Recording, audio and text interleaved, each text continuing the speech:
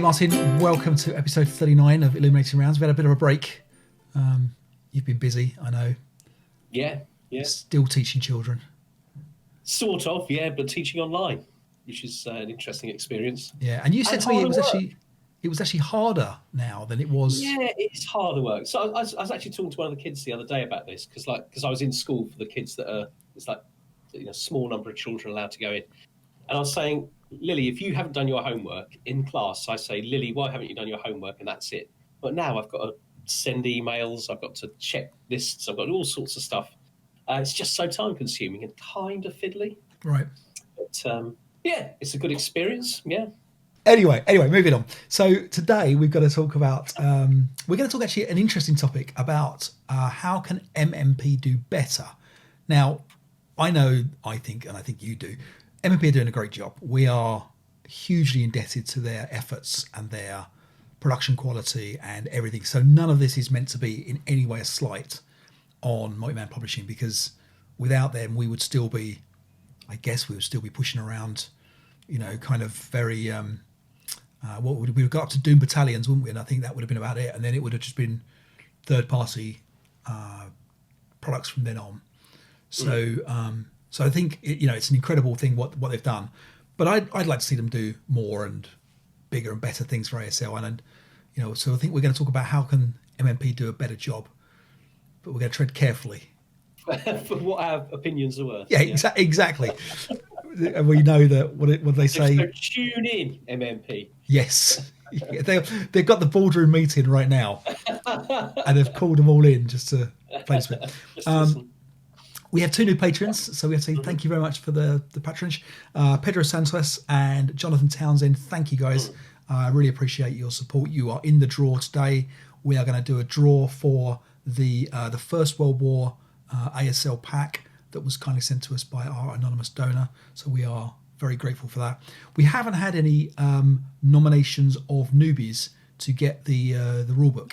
So guys, if you have an idea for a newbie or a club or anything that you think deserves this brand new rulebook, hard bound copy, whatever it is, the big folder one, let us know. Just give us an idea who should get a copy of that, and Martin, you're going to adjudicate it. We're very slowly playing through our pre-tournament qualifiers. You're halfway through yours at the moment, Martin. Yeah, that's right. So I'm playing Rob McGinley, an Australian ASLer, great guy. We're playing by email, but we're about halfway through that game, and it's a little bit awkward because if we catch each other at the sort of hour that we're both awake at the same time, we sometimes get like sort of 2 or 3 log files, but other than that, sort of I do one and I've got to wait until he wakes up the next day, kind of thing, which time I'm in bed.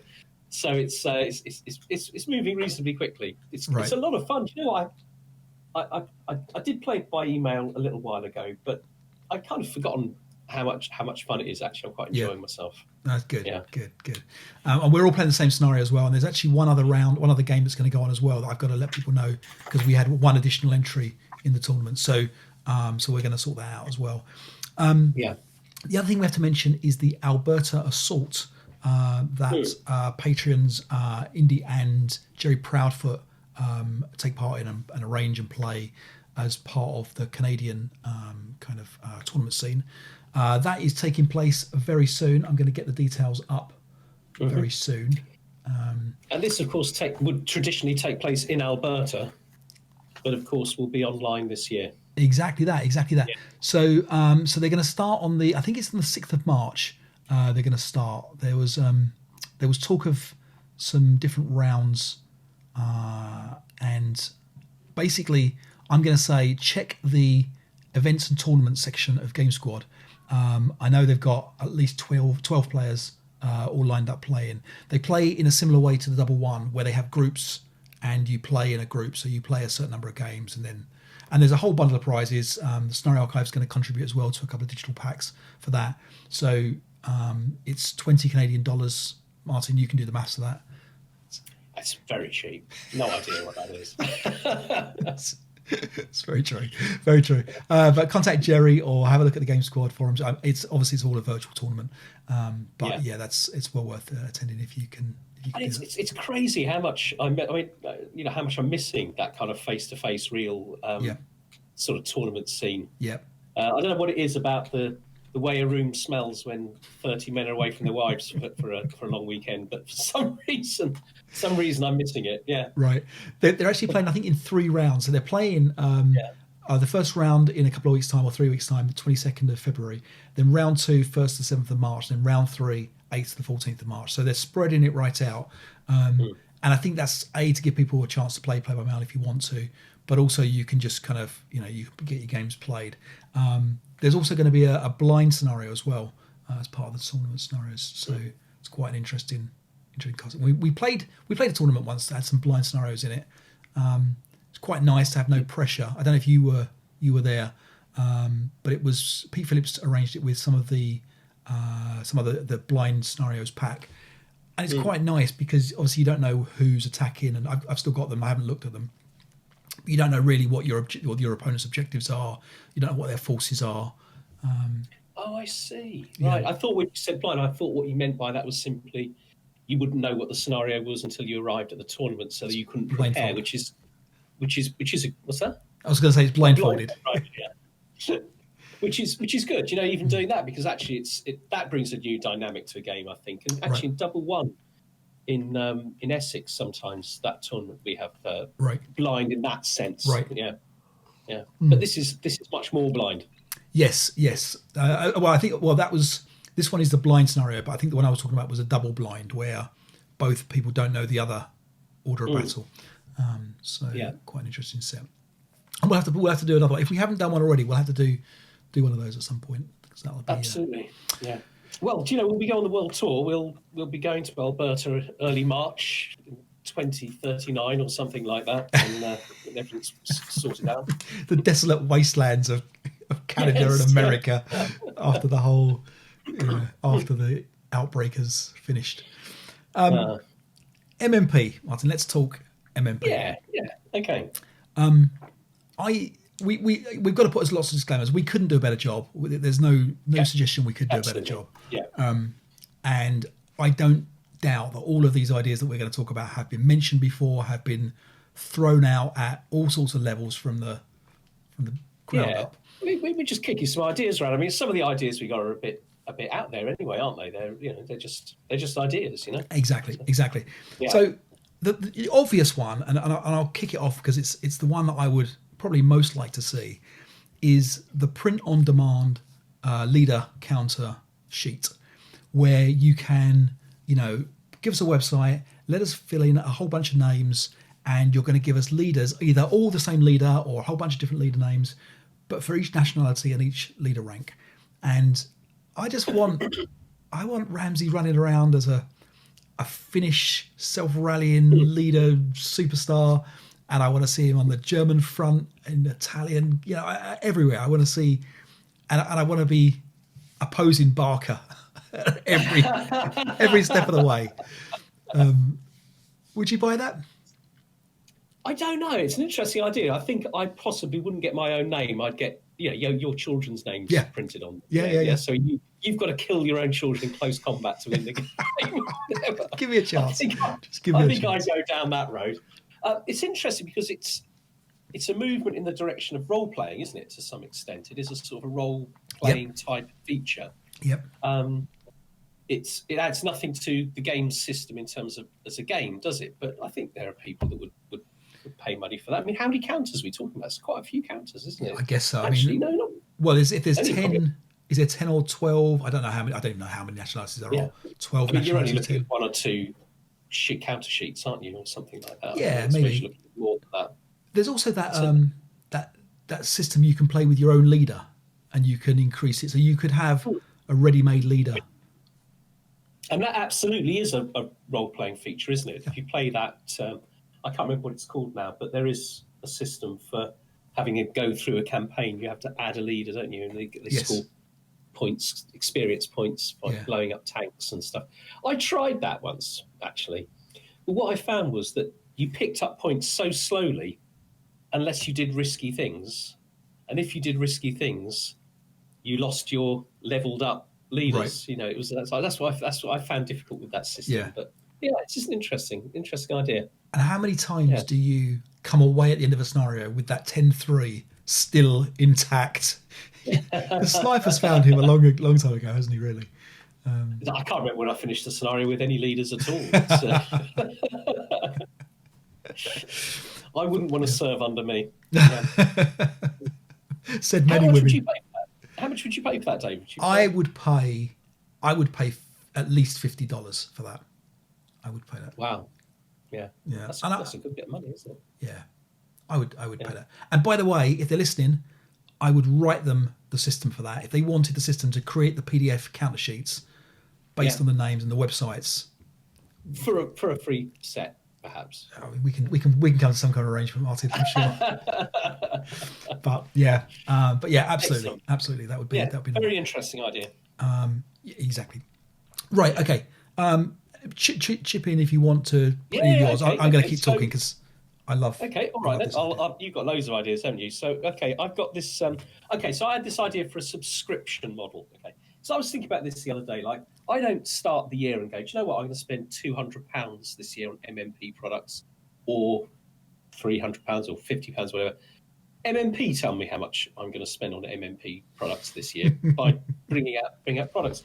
And wouldn't it be kind of straight up in a way to just go, I don't know, $20 a month, $10 a month, whatever it is, and I can set up a direct debit and I just get all the stuff shipped straight to me. Yeah. I think I might quite like that. Yeah. In a way. Wouldn't have to think about it. It'd be nice to have a kind of sort of knowing that like a journal would come out at a certain interval and things like that. That could be a part of that sort of subscription model. And perhaps if you're a subscriber, you might be getting the I don't know, the pre-print, what do they call it when you book it before it's ready? Right, like a pre-order. Print price. Yeah, the pre-order price, something like that. And, rather like subscribing to a channel or being a patron or something like that, you might be able to, I don't know, get your letters answered or your emails answered or something like that made you feel like you were sort of one of the crew. And I think that'd be quite a cool idea. In a way, there's already a platform for that in Patreon. Patreon would do that. Yeah. Patreon, you can charge, per episode or per issue of whatever, or you can do it obviously monthly, like we do for our patrons. Now, I guess one of the problems they've got is the number of submissions, and they're limited to who's going to submit and who's doing the work, and that kind of brings me on to a point, which is what about if scenario designers and playtesters by kind of like were professionalized? So we know that there's the Pete Shellings of the world and these fantastically good scenario designers. Gary Fortenberry's another one. If you can incentivize these guys to produce a scenario based on how many times they're going to be downloaded, and if there's some kind of revenue share, and I appreciate that MMP have other costs other than just the scenario designers, but if for example there was a way of saying, well, okay, we're gonna pay a scenario designer 20% of every time their scenario is downloaded, and in this way we're going to encourage 300 scenarios that are going to come as part of that. But hand in hand, we have to have professional playtesters, and those professional playtesters are absolutely kind of judged on the reports and the balance of those scenarios. So funded by like a subscription model or a patronage model, whatever it might be, you are able to then generate a team of playtesters who can playtest this kind of conveyor belt style of scenarios that are going to come through from professional scenario designers who are able to kind of recoup, not just, I guess, I don't know. I mean, an MMP and are reasonably fair in the publishing industry in terms of what they pay. I know that they give you free products and they give you a certain amount of money per page that you can contribute.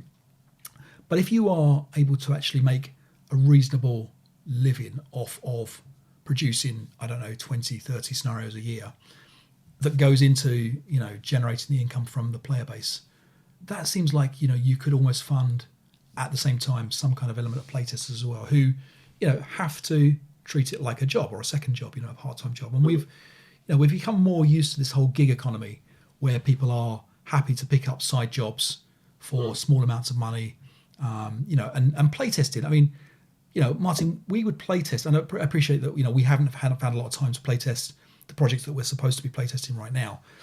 But I think, if there was a system, a website set up where, almost like I punch my card in and I'm like, right, okay, I'm playtesting this scenario now, and here's my feedback, and I've got to do 5 of these a month to, get my, I don't know what it's going to be, $100 a month, whatever it might be. You kind of can churn out a whole load more scenarios in theory that are professionally play tested and can satisfy the demand, and you generate this content. Because at this time now, I think we're getting close to, most of the big battles in the war have been covered in some shape or form from the third parties. I'm sure there's many, many more to do, but it's going to be scenarios, isn't it? It's not going to be new nationalities. It's not going to be, I don't know, that many new counters that we can come up with. What do you think? Well, I think probably every ASL player would be retiring from their job and trying to make a living as a play tester. It'd be a really interesting thing where we're still all funding our own lives with nobody actually earning any money. Yeah. It'd be interesting. But I suppose the thing is that people would, people like MMP and other publishers could pick and choose who they wanted. So it wouldn't be that anybody could become a playtester, would it? Would there be issues about like kind of minimum wage and stuff if you start paying people, or is this one of the advantages of the gig economy? You can say, right, it's $50 for this scenario if anybody fancies doing it. Doesn't matter whether there's 2 of you or 4 of you. That's up to you. But there's $50 on the table. Is that allowed? Is that a that's a good point. I don't know, and you're right, because if it takes you 6 hours to playtest one scenario, that's a lot of money in minimum wage. Absolutely. Yeah. So that'd be something to look into. Yeah, and there's 2 people minimum as well. I always sort of dreamed that one day I'd wake up and I'd have a phone call from MMP saying they want to fly me over and give me a salary to sort of be a play tester. I got one last week. Historical researcher. Oh yeah. I couldn't make it, but yeah. So yeah, I don't know. I think the idea of it being kind of professionalized is a great idea. It's difficult to know whether there's that's commercially possible, isn't it? So, Exactly. And I suppose you've ultimately got to be the designer, I suppose, that's got to be responsible for balance. And I don't think so. I mean, do you think you could literally design a scenario that kind of works and it's fine-tuned by playtesters, and the playtesters get the stick if it's a dog? Yeah, I think in a way you could budget. I mean, you could budget. I don't know whether, let's say, for example, and we haven't done the numbers, and we're not going to do the numbers right now.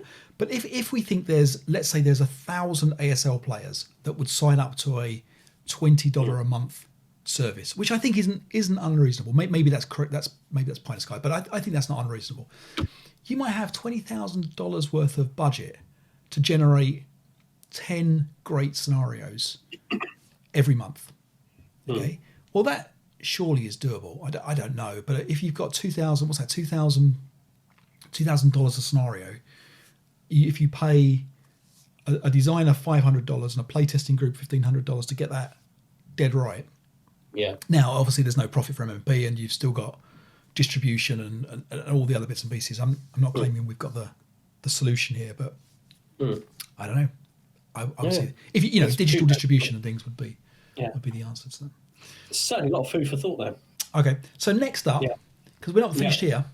Next up, we got loads of ideas. We are very well aware of the Black SS controversy, awkward situation, whatever we want, and I'm not going to get into that. But it always raises the question, and there was a comment on YouTube which absolutely nailed it, which is, okay, people can accept there's Black SS, but there's no other colours for other units in, I don't know, the Red Berets or whatever it will be, the Alpini troops for Italy, whatever it might be, but the kind of the elite troops, if you like, for the other nationalities. So I would have thought that as an optional, completely, you don't have to take this up if you don't need to, selection of different coloured elite troops as an order of battle for every nationality as an optional extra would be a cool thing. So the Marines, for example, I can see the Marines getting a different colour. And maybe it has to be a two-tone colour, or maybe there's some kind of sort of like deluxe, not in the size deluxe, but in the, maybe they're full color counters or something like that, that just elevates them away from. And I appreciate that people don't need more counters, and that's the last thing people want. But we know that many people have sought out the black SS counters because they are different and they are a little bit spicy for the thing. And I don't want to get into the whole, whether that's right or wrong. That's for another discussion. But I think I would buy the British Elite OOB, and we're talking about, it would be all the tanks, all the half tracks, all of the elite units, maybe the first line units in a different color that represented, I don't know what it is, the special forces or whatever. And potentially you could do that. And I appreciate that's kind of been done a little bit like that from our guys, our buddies who sent over the counters. And I'm going to look up his counter names. But the guys that make the extra counter sheets. Maybe that's a third party product there that is just sitting there waiting to happen. But maybe if MMP make that official, it's just an extra source of revenue. I don't know the cost of firing up the printing press, if you like, as opposed to. It's interesting, yeah. The thing is, I suppose with the SS that there are different rules with the SS, aren't they? They've got better broker morale, I think. Yeah. I think their vehicles have higher depletion numbers, don't they? Things like that, which you can remember. You can remember those things. But by having a separate colour and a separate counter set, that stuff's there in front of you. British Elite, and these are elite as in the sort of SAS type elite. This is elite like kind of guardsmen or whatever elite, isn't it? It's like the first regiments of countries and stuff. In game terms, a British Guards unit doesn't have different stats to any other unit, does it? But it could do, I suppose. That would give it, because otherwise it's simply a matter of appearance, isn't it? It's simply cosmetic or aesthetic. Right. But that doesn't mean it's a bad idea, does it? That doesn't mean people wouldn't enjoy playing with it. So if you think about something like the Third Bridge or Arnhem, where you've got an elite set of British troops holding out, and then you have other British, or I think the Polish. I don't know if the Polish parachutists are in that camp. That battle, yeah. And maybe then you can start to use rules that differentiate between the two different counters, which is easier. Then it would be much easier for a designer to design a scenario where those forces had different rules. Right. Yeah. Yeah. I mean, things like higher broken morale and things like that are the kinds of things that you can do to illustrate that a unit is above normal first line kind of unit. Yeah. We also had another idea around the idea of tournament packs. So we touched on it a little bit before, but one of the issues of going to a tournament is that you have to pack up your stuff you have to get the right boards out and the right troops out and the right, counters and everything like that. Wouldn't it be cool if, as part of a tournament pack, MMP had this idea of a tournament pack where you had a pack of scenarios and a pack of counters and the maps all in one pack, and everybody was just on entry. They were given a pack. That's part of your tournament entry fee, whatever it is. And then you have all of the material there to play all of the tournament scenarios available. And if you don't bring them back, that's no problems. You can almost think of it as, and you touched on this with one of your ideas about disposable scenarios and just, kind of that sort of thing. What do you think about that one? So this would be quite interesting if tournament directors knew that people, I don't know, for example, so a tournament director could literally just buy packs of this stuff, couldn't they? And you could turn up and then, it's round one and you're handing out the bags. Mm-hmm. You all go off and play. This is the game you play. Everything was in there. You'd still need system counters, presumably. Yep. But it would make life a lot easier in terms of like traveling and getting things out. And if MMP was producing those, there's I think they tend to be very good at checking quality and play, but that they're reasonably balanced. So you could literally just hand them out. I quite like that idea. I mean, whether or not the tournament scene is a big enough market for MMP to do it just for that purpose, I don't know. but I guess people could buy them for other purposes. Yeah. You could be going over to a friend's and Yeah. go, oh, do you know what? I'm going to bring a couple of these packs with us, save faffing around. My window's getting stuff clean. out. Don't worry. You go. It's okay. Yeah, why not? That's not a bad idea. Yeah. And I even thought one of the issues I thought would be, well, okay, the trouble is with this is that if, for example, there are two tournaments running similarly in similar places, or someone goes to multiple tournaments, they don't want to see the same scenario in the same pack. Yeah. But Yeah. here's what I thought, and this is a secondary thought to the same kind of thing. There needs to be more configuration or options around scenarios. So, for example, we've seen it a little bit in more recent scenarios where you're given a choice of what to buy or what victory conditions to pick or anything like that. But what it would be is the scenarios would have a little bit like how the Liberators and I think Awakening of Spring have the idea of a choice of scenario groups. You can choose A or B and C or D or whatever it might be. But if the tournament director picked for you, so it was option 1, option 2, option 3 or whatever. So these scenarios came and they had different options in the scenario, but that the tournament director said, okay, for the first scenario, we are playing option B. Because if you then give them the same pack again, you may be told to play option A of that scenario rather than option B, and therefore it's a different scenario to you again. It's subtly different. It's different enough, but you haven't got to have this problem of it's just a one-off. All right, I've played it now. I've seen everything there is to see about that scenario. So this idea of reusable, replaceable tournament scenarios. Yeah, it's interesting. It reminds me of my other idea, which was disposable sort of scenarios. But my idea was quite different, because the idea was that let's say, I don't know, a mate turns up unexpectedly and you go, let's have a game kind of thing. You don't need to go out and buy half a dozen 2-litre bottles of Coke. You just go and get a can or whatever. I could just go online and I could just download a scenario. It might even be an element of randomness about it, and it'd be like cheap. It'd be like a couple of dollars or $2.50 or so, that kind of sort of price, like something that you wouldn't hesitate to just sort of pay it.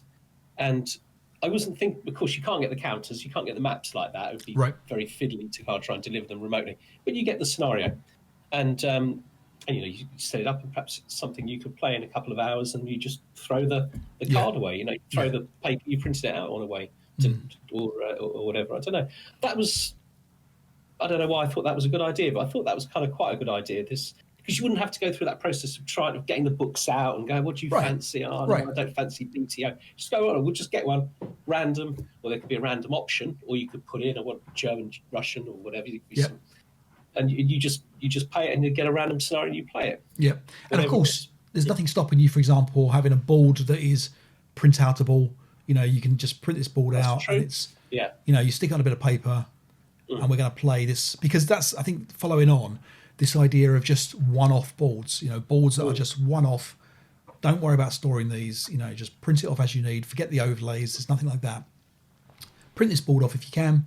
Here's your playing area. And I think there's definitely those that have been done before, where there are small boards and they are just designed for that one scenario. But I think that would be. And you could even potentially get sent a vassal board as part of that little package, couldn't you? Perhaps so people are playing in that format. It moves a little bit. I don't know if this is a good thing or not, really, but it does move a little bit away from the geo boards, doesn't it? It breaks you out of the geo boards. People could design a map from scratch, which might create interesting options. So I don't know. And this kind of brings me on to my last one, and that is the pure digital download scenario. So you are going to get a vassal file, and we know that the vassal template, if you guys haven't seen this vassal template tool, it's amazing. But what it does is it lets you put all the HTML images and text onto a map. So if you've seen the very nice vassal setups with everything nicely laid out, so basically you can have a unique board, you could have OOBs all set up for you, could put the victory conditions on there all as a vassal file. And I appreciate that it's not easy to stop that getting copied around, and that's one of the problems. Absolutely. But it's the perfect disposable scenario, isn't it? Because it's all there for you. You can put all the SSRs in there. You can put everything into that pack. Put a pack, stick it onto MMP, have them downloaded, there's a vassal file, let's just load it up. We see all the OOBs there. We see the victory conditions. We see the special rules, all in a vassal file. Potentially really unique board. Yeah. So, you know a little bit about IT. So obviously this is completely hypothetical, but if MMP owned or worked closely with Vassal or whatever, so I'm not proposing that as their idea, but if that were the case, would it be possible to create a file like the one that you described with some sort of a key on it, some sort of an identification on it, so it could only be played, only that version of it could be played by the person who bought it or something? I think, I would say no in Vassal right now. I don't think that's possible because, for example, when you synchronize, what stops someone else synchronizing to the same board? Well, in fact, they'd have to. They'd have to be able to, wouldn't they? Yeah. But they wouldn't necessarily. Would there be a way of stopping that person from having a copy of it and then setting that game? So only the person who bought it could set the game up. Because games have always had this idea that you play with somebody else. You've only got one version of it, isn't it? I guess technically there's probably something you could do in Vassal that would tie a Vassal file into a particular username. But the complexity there is that you're then going to have to tie someone's Vassal name to the order of MMP, and that gets complicated. Personally, if I was MMP, I would be experimenting with it if I was able to, and I don't know what the rules are between them and Hasbro about digital products. I know that there's potentially some issue there, but if that was possible, where they could push out these digital things and just test it. If they find out that they only ever sell one copy of these because everybody just copies it, and there's 30 play-ins on Raw based on the the one download that they've had, then of course it's not working. Yeah, but it may be that it takes off. Just to say, everything's copyable anyway, isn't it? I mean, that's a risk with the paper, isn't it? That they send the cardboard scenarios that they send out. Right, exactly, and that's it. It kind of goes back to the whole idea of you can put great security around everything, but if you can just walk up to a scenario card and take a picture of it, and then you've got it anyway, haven't you? Yeah. Is with this particular approach that you're talking about, which I think is quite interesting. I love that idea of it all being neat and everything is just there in one place. But then if you want to play that scenario on a real table, face to face, that's awkward. It's horrendous. I mean, arguably, you could put in the digital download the PDF of the scenario card, and that would solve that problem. And then people set it up the traditional way. Yeah. Okay. Yeah. So fascinating. I think I look forward to seeing all these ideas being taken up by MP in a rush. They can make me head of digital something or other. I don't know what it is. What's the title I want here? I don't know, but I don't know. You've probably been it somewhere, haven't you? Head of digital, but you don't know. You can't think what it's called. Well, there's CTOs, all that kind of stuff. But anyway, they know where we are. Yeah. Get in touch, eh? Okay, so let's take a look at the 8 million Bayonets, Italian versus Greeks. You are the defending Greeks. Yes. Again, you had good success with them last time in our Monastir Gap scenario. Let's switch over, and do you want to talk us through the scenario and your setup? Yes, certainly. Okay, so the Greeks obviously are defending here. The Italians are coming on, and you can see where we've got these big blue arrows. That's where the Italians come on. They have a lot of stuff, but it's not good quality. They've got in total, I think, 8 sort of tankettes, with pitiful machine guns. I mean, they're very, very poor armor. I mean, they're not great tanks. One of them has is a flamethrower. So I think if the Italians can get that into action, you can make pretty short work of the defending Greeks. The Italians also have a lot of infantry, total of equivalent of 13 squads, but the Italian squads are just 347. So again, relatively poor quality, but they have got some quite good leadership in this scenario. They've also got quite a few mortars, including 81mm mortar, so potentially they could be quite dangerous with the mortars. So for the Italians, to win have got to capture 8 building hexes, actually 8 buildings. They're all single hex buildings. There's probably what's 1, 2, 3 buildings that the Italians can get very, very easily. 2 of them are outside of the Greek setup area.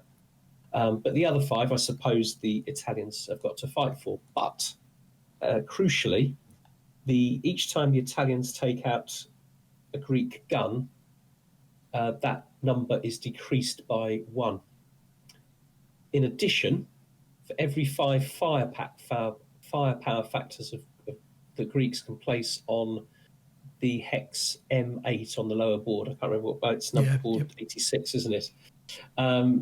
The number of buildings that the Italians need to get increases by 1. So my strategy was to put a lot of the infantry really around that hex 86 M8 in the hope that he won't have time to destroy many of these Greeks, and there'll be a few of them left at the end, hanging on to the buildings at the back, crucially, but also having a line of sight to that critical hex. Right. The guns, I think they're all hip, aren't they? So I think our viewers can't see, but there are 3 guns. There's 2 65mm infantry guns, and they are placed on the hill so it's the top board in M8 and in N7. And the idea really up there is that they're going to fire down at the tanks and fire down at the infantry. They're very high up, so they can see over some of these obstacles. And the other one, and I'm very, very pleased with this placement, is 81C1. There's a 75mm artillery gun there with a bore-sighted location in N2 to protect the guns on the hills if the Italians go up there to get them. And that's really just protecting the back of this position, really, to prevent just kind of worried about those Italian tanks just running around like crazy. And the other important position I've got is on 81I5, which is up on the hill, kind of overwatch position there. There's an 8-1 leader there with a medium machine gun, and there's a spare half squad to man the crew, to man the gun if they break. I've not attempted to defend forward at all. It'll take him a couple of turns to approach me. I'm just kind of hoping to run down the clock as much as possible and give him as little time as possible to reduce these positions around M6. And that's the basic. Before people think that you've given away too much information for me, who's sitting here listening, we're already halfway through the game, so correct, yeah. So I know where those guns are. So in terms of my setup, I obviously wasn't sure what to do because I never am when I start these games. So I decided that I would push the tanks on through the north, and I would have a larger push through the south to try and give Martin a bit of a concern about what to do. I am fully aware that these tanks are pretty much dead in the water, and so the idea is that the flamethrowing tank will be the last one to move. We didn't mention that there is mud in effect. Yes, that's right. Yeah. So every hex is mud boggable, and there's a special rule where some of the tanks will have their full movement, some will have half, and some won't come on at all, depending on a random dice roll. But they'll come on turn 2, won't they? That's right. That's the worst result. Yeah. And in actual fact, we actually get one of each of those in exactly. Perfect. And of course, they got platoon movement and there's all sorts of sort of disadvantages with these tanks, isn't there? Right, exactly. The one thing is they've got low ground pressure. Now in the mud, that should keep them reasonably safe from bogging. Right. So we'll whiz through and to show you where we got to so far, and then we're going to go and finish off the game and come back to it. So, well, I mean, here we go. Here's the start. So the idea was that the mortars would jump up on top of the hill here and just start, and instantly you got a great shot. You kept rate and sorted out the first guys. So the other mortar guys thought first of it. Then we had the tanks reveal these guns up here and suddenly didn't know what to do. So hid behind the hill while trying to figure out something else to do, which was to go back to the mortars, because that was less imposing, moving the tanks in front of the hills. So I was between a rock and a hard place from the start of the game. Went back down to the easy area, which is the southern area here, and started running. And that is straightforward, isn't it, for you? Yeah, exactly. So on they came here. There was a little bit of concealment loss there. Yeah. Dogs are going crazy outside. Yeah. Captured some buildings. And it's probably worth noticing as well, mentioning that for every gun you lose, I think we mentioned this, or you break, Yeah. I will get an extra building. So Mm-hmm. your guns are pretty much, I think they're all, no, there's two of them are B11s. Yeah. So that was a little bit. So here comes the second platoon tank. And I get lucky. The couple of shots bounce off. You actually had a 12 on the to kill roll there. They're not amazing sort of penetration numbers, are they, from those tanks? Yeah, I think because you're saying that they're only HE, I think, aren't they? So they've only got something like a 6. They're size 6s, yeah. Yeah, but on comes your critical hit from your nicely placed 75. Yeah. Which does bad things to lots of tanks. But what's quite nice about this scenario is it doesn't matter. It's not like there's a CVP cap. Yeah. And so in a way, these are just bonuses, these tanks. If I can get any close to the Do you know they've revealed all of my guns? Right. And it's cost you two of your many tankettes. Is that the end of the world? It's not probably not a bad purchase. Yeah. Exactly. So the tanks, including the flamethrower, weren't allowed to come on this turn. So they'll come on next turn without fear of bogging next turn.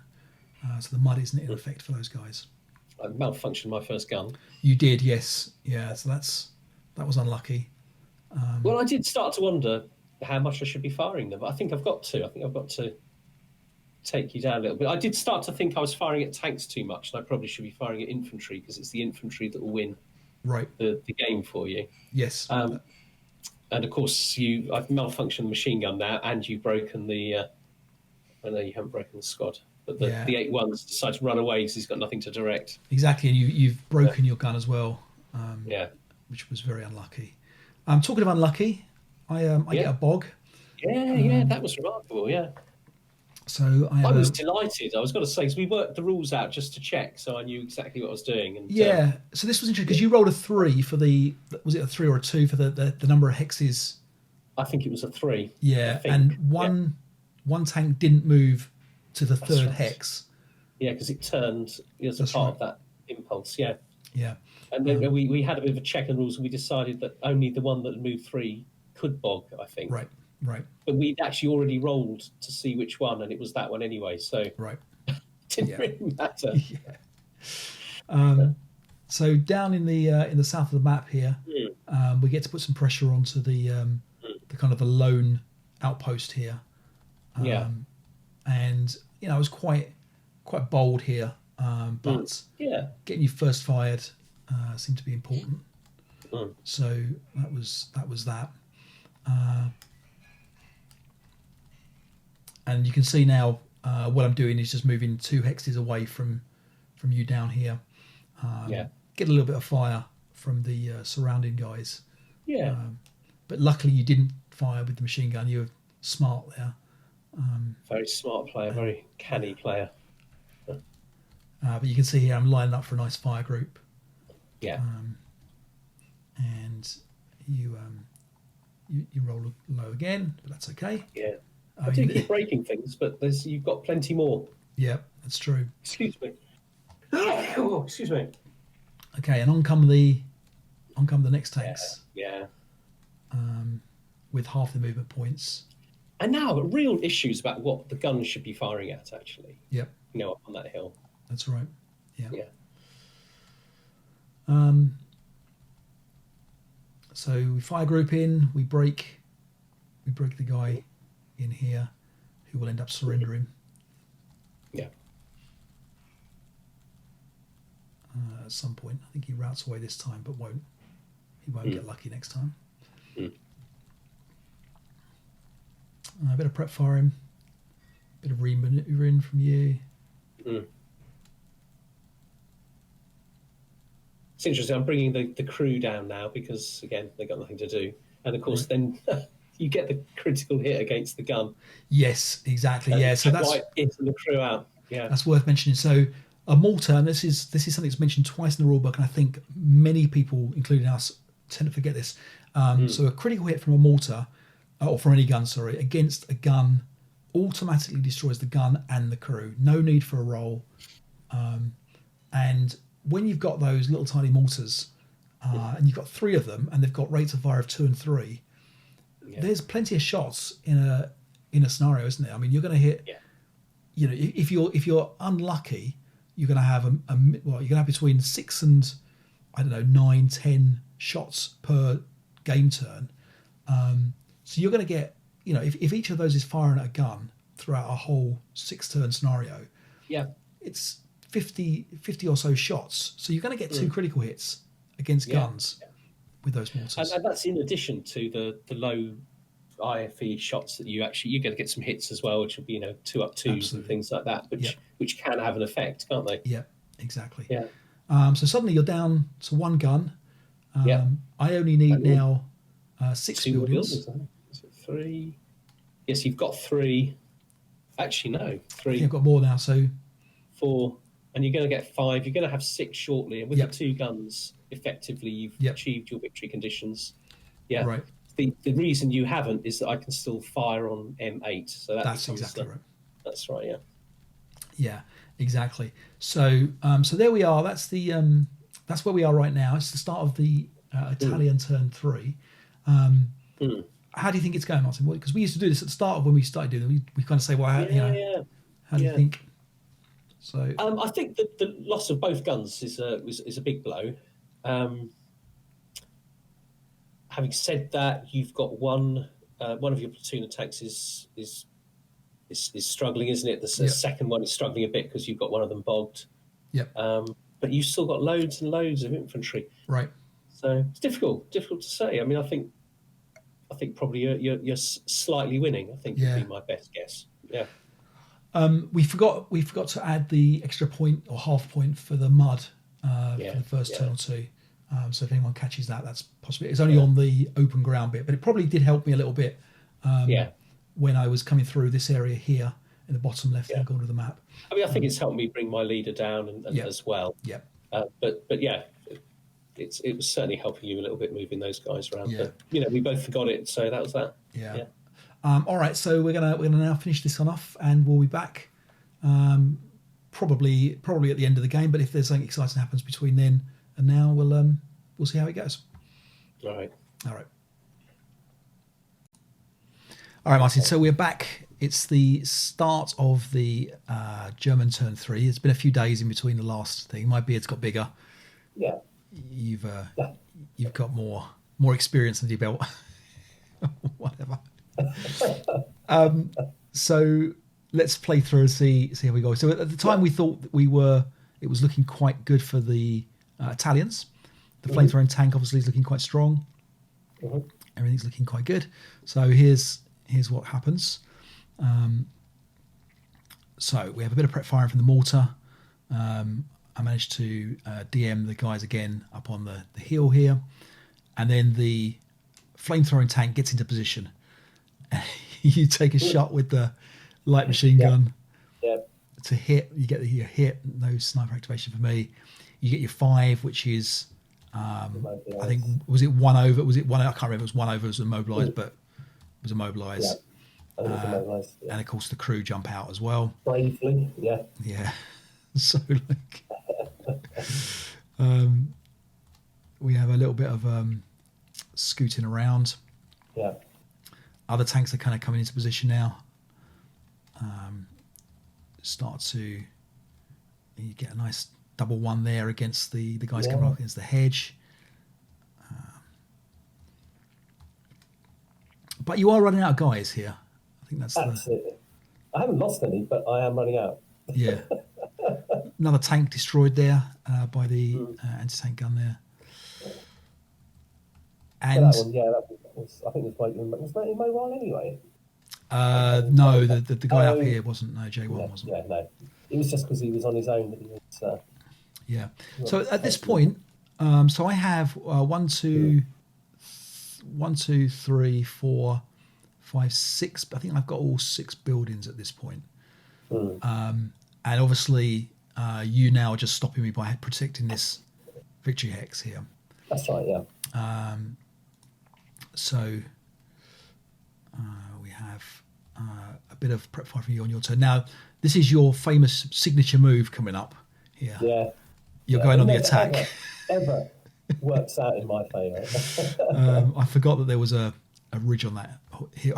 Not only did I forget that there was a ridge on this hill, but the mortar's dismantled and the crew are broken. So I mean, I declared the shot, but yeah. Okay, and then there's a bit of a retreat going on here. Yeah. Now. Yeah, that didn't go well. Yeah, I managed to break and kill the guys on the road. Oh, they're actually broken, and they can't surrender. They have to surrender, don't they? I think is the. And then we move on, and we've got a bit of a problem. Your guy at the back here is a problem. Your 237 in J1. It really is actually a bit of a problem for me. Because you nearly caught all of these guys here, the broken guys, and that would have been pretty disastrous for me. Yeah. But he doesn't. He doesn't deal with it. Yeah, that's right. And the DM should have come off here because they were under the tanks, etc. So we realised that a little bit later. Yeah. So I'm out for one of the tank's main armaments, but managed to break your guy up here now, and that's quite a big result for me. Absolutely. So we're pushing in again. Another snake eyes for you. I've broken loads of Italians. Yes, you have. There's plenty charging at me. Yeah, there is. Yeah, there's absolutely exactly right. This is a nice scenario because everything is so rubbish. Although the Greeks are actually pretty good, but everything's so rubbish. You have such low expectations of everything. Then you got Berserk, didn't you? Yeah. So the Greeks actually have higher than one, +1 morale on the reverse. That's side, right. Against the Italians. That's right. Exactly. Yeah. So I think we get a casualty reduction against your Berserk guys, and then we finally get them again. That's right. Yeah. I don't think they achieved much, but they're better. They were broken when they rolled double one, so I suppose that's better than nothing. You malfunctioning machine guns like a maniac. Yeah. Exactly. But again, it's these things. It's nice because it doesn't matter. I can repair these almost without a whim. Again, you go on the attack here, don't you? You love it. You can't help yourself. I just thought that is such a sitting duck. Do that. Coming out behind, put me in a great position to defend against the 9-1 and the other guys when they start coming back into the game. That's very true. I think people will see it doesn't work out. Yeah, and. You're going to see.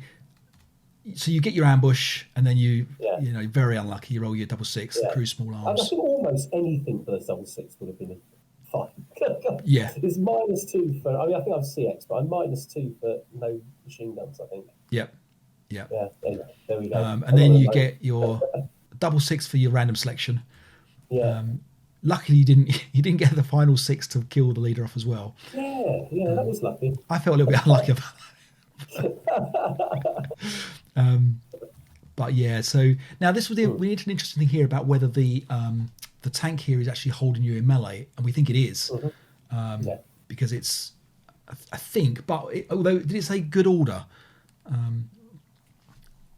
So I can't remember. I thought we looked it up. We did look it up, and I think it's in good order. But I'm suddenly thinking whether a tank with no guns is in good order. But regardless of that, because I don't think it changes very much.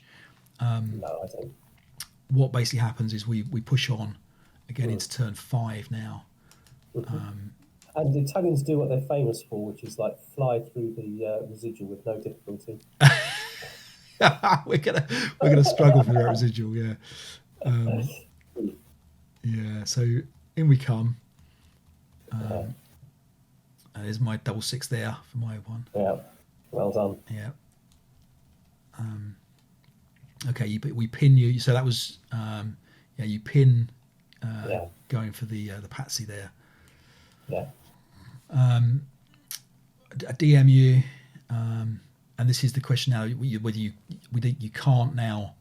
I believe I can't route away. Yeah. I believe that we're unlocked. I don't think it makes a big difference here in terms No. of what would actually happen to these guys, but we think you can't route. But that may be wrong because of the tank and having no main armament. Yeah.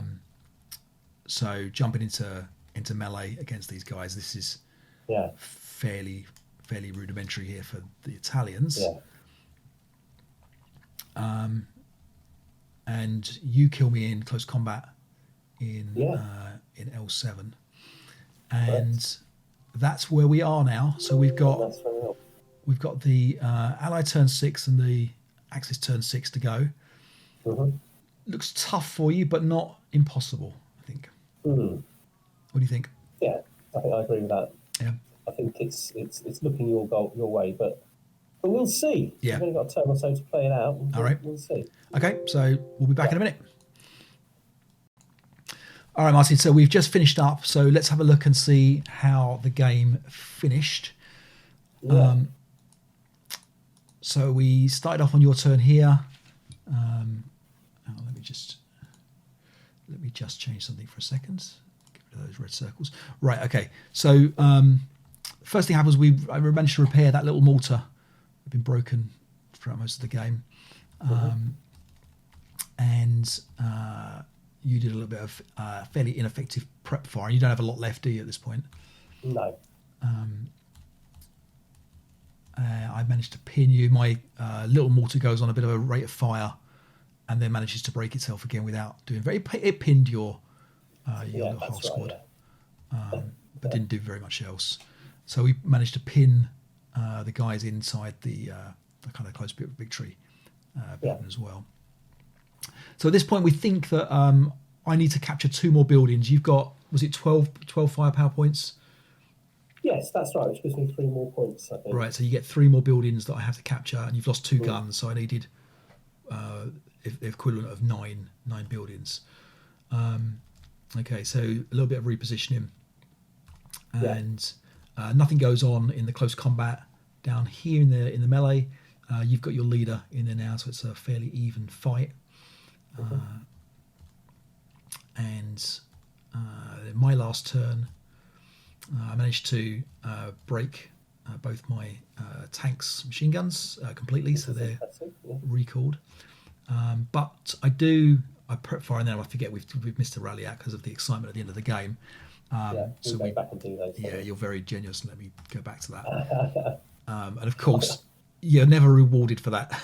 You're never rewarded with like a 6 on a rally attempt, and instead you're rewarded with me rallying the first guy and generating a leader in the second one.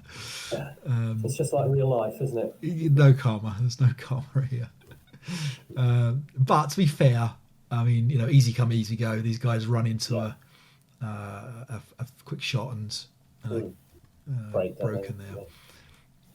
And we managed to get one guy up close. We squeeze another guy that's going to attempt to come round the back here to jump into this building at the end. But ultimately, we don't really need to worry about it because there'll be enough. Yeah. There'll be enough Italians. So the Italians get very close here to the last building. So we think that if you guys are in melee, you're not going to be able to apply the fire to the victory hex. That's right. Yeah.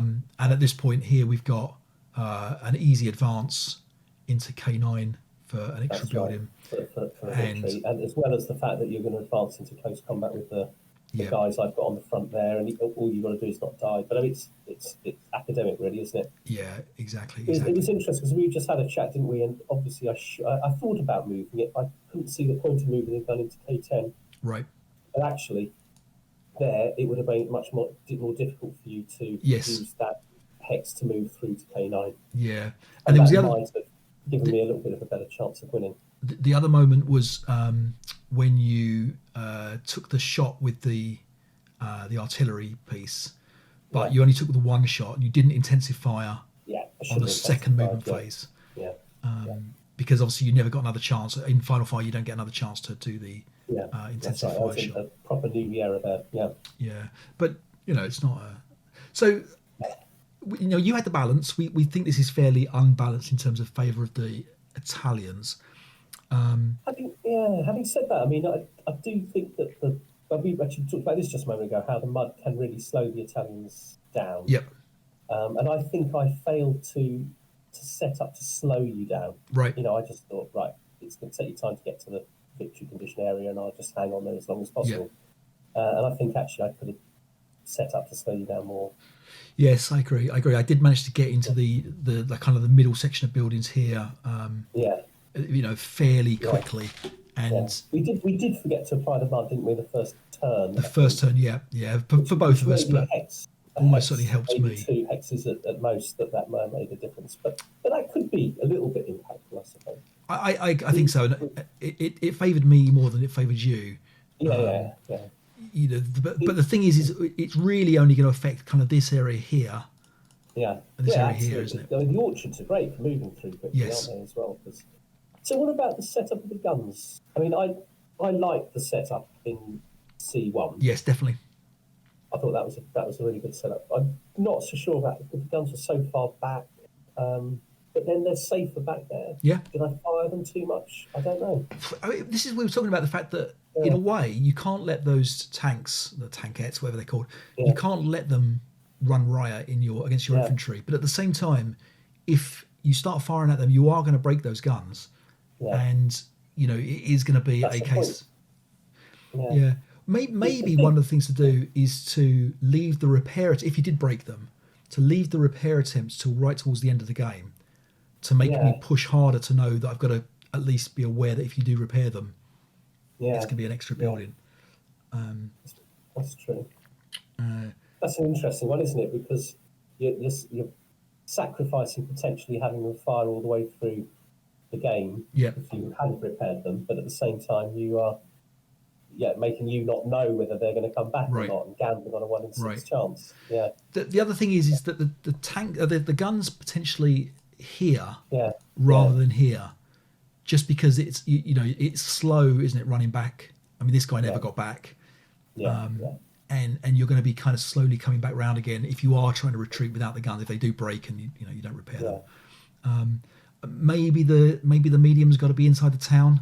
I know it was. It was tempting to put it up there. Sense. I mean, it didn't help. It malfunctioned quite early on. Right, but it's going to be a target, isn't it, for the mortars? Yeah. And I didn't use the mortars particularly well. The 81mm didn't do very much, but didn't use any smoke on it, which potentially I could have done. The key thing with these tanks is they're completely expendable with 7 tanks, aren't they? With 8 tanks, 8 tanks, completely expendable. They can move into bypass. They've got reasonably good machine guns, actually. And you've got the flamethrower potentially, although it's unlucky in your instance. Yeah, and can you imagine if I'd have got the flamethrower in that town? I mean, it would have been horrendous, wouldn't it? Yeah, absolutely. So would have been fun though. I was almost slightly disappointed to take it out.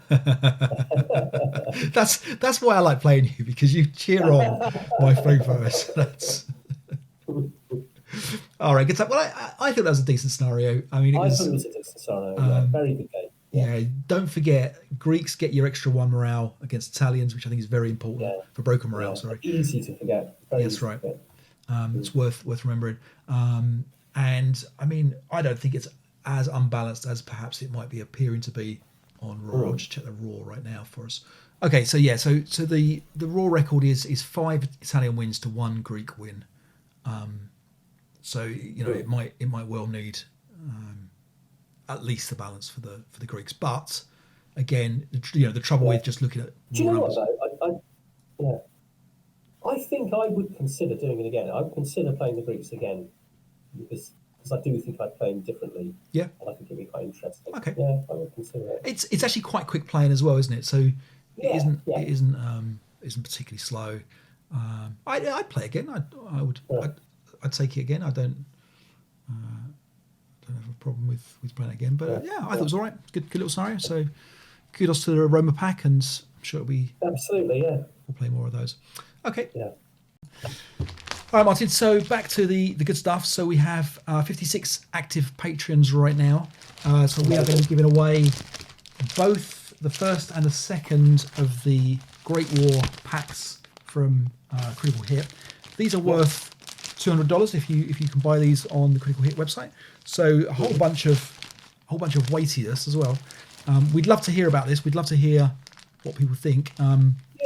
So ideally, if our Patreon who wins this does get this to the table, drop us a note and let us know how they get on. So Martin, I need a number from you between 1 and 56, please. 1 and 56. There we are. I've got all those numbers put into the random generator, and we have 37. 37 is Preston T. Yunkins. So Preston, we will be in touch. Congratulations, Preston. Thank you for your support. The packs are on their way. We should say thank you again to our anonymous donor for sending these out to us. We have more stuff to give.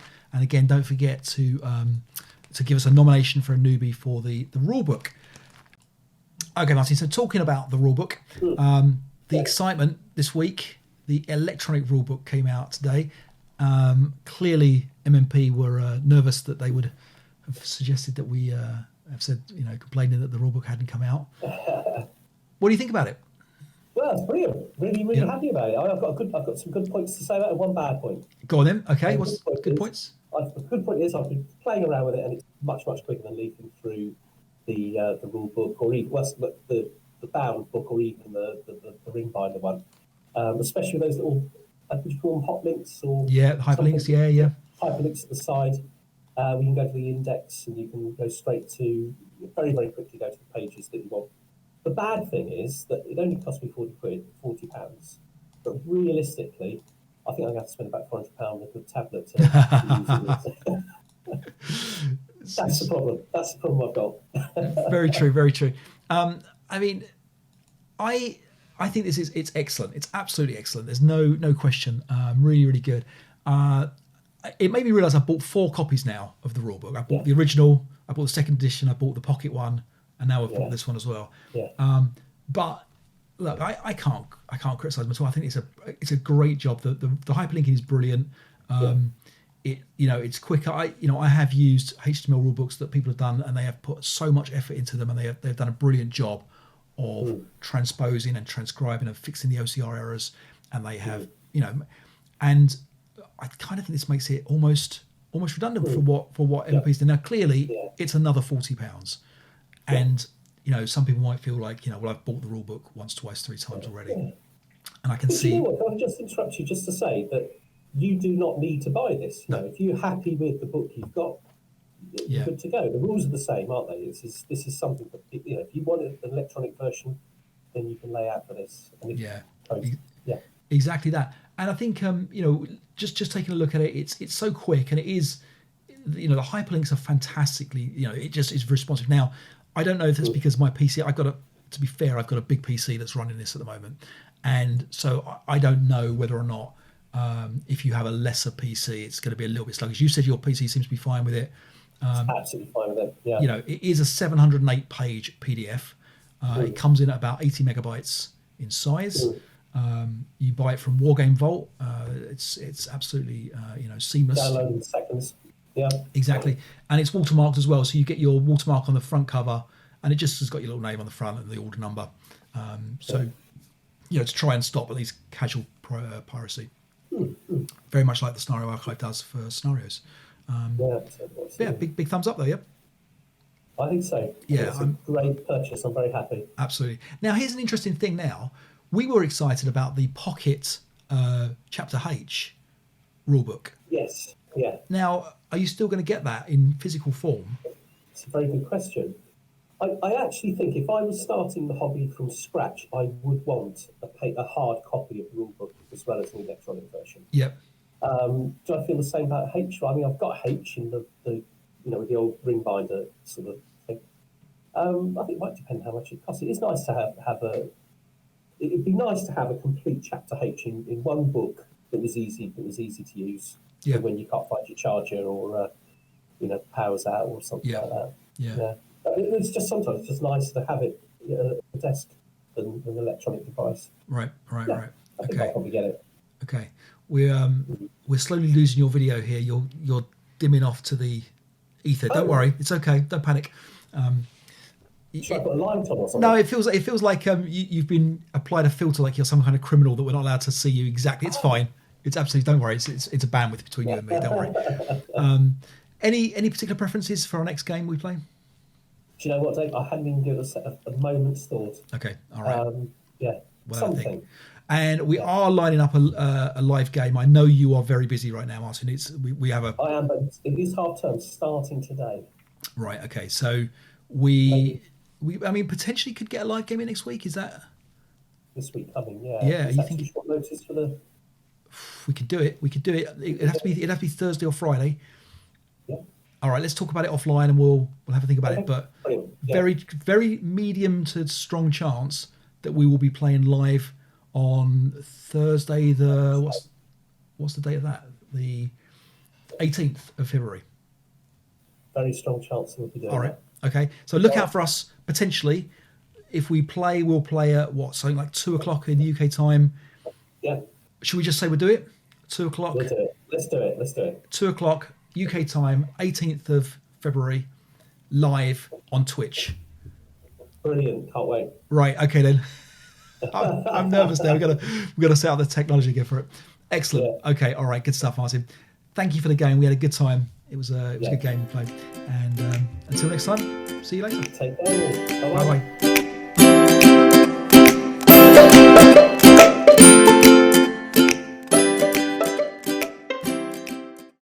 Be careful. Better than getting up and going to work in the morning, isn't it?